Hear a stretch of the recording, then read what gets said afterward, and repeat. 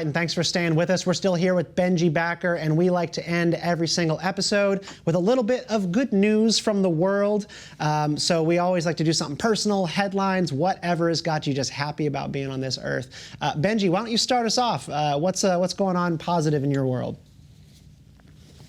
All right, well, there's a lot going on that's positive, so I'm going to pick two really short things. The first is that my sister, who lost her job at the beginning of the pandemic, just got a new job in a perfect role for her in the city that she wants to live in. That's great. And it's been a very exciting couple weeks for my family in that way. She's working for Life is Good, which is very exciting. And then the Bucks are going to win the NBA championship, which is very, very exciting. I'm predicting it because I need them to win for my own sanity, and I think that they're going to do it. I believe. I will be rooting for the Bucks just for you as someone who is Thank you. 100% indifferent. So go Bucks. Go Bucks.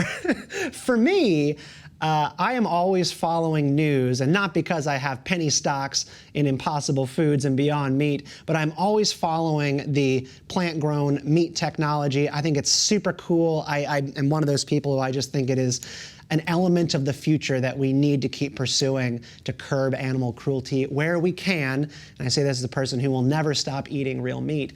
But in Israel, they just cut the tape this week on a new state-of-the-art facility for lab-grown meat. It's future meat technologies.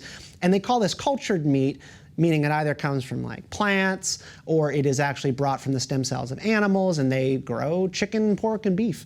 And I mean, this used to be $300,000 a pop to make just like 10 years ago. And now they can do it for $350, something like that.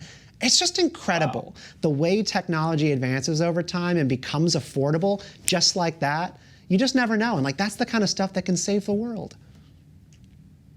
Absolutely. And we have an opportunity to diversify our diets and test out these new meat substitutes. And I'm a huge fan too, and I eat a lot of meat and I eat a lot of meat substitutes. And it's pretty cool to see that technology go forward because it also can make it easier on food production. It's pretty awesome. Have you actually come to a conclusion on which one is better between Beyond Meat and Impossible Foods? Because I have formed an opinion, and I'm on Team Beyond Meat.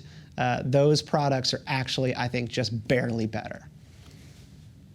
I'm team barely better impossible.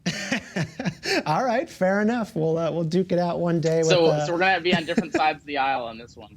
We will stay there, sir. We will stay there. Benji, thanks for joining us today. It was really nice to meet you and have you on the show.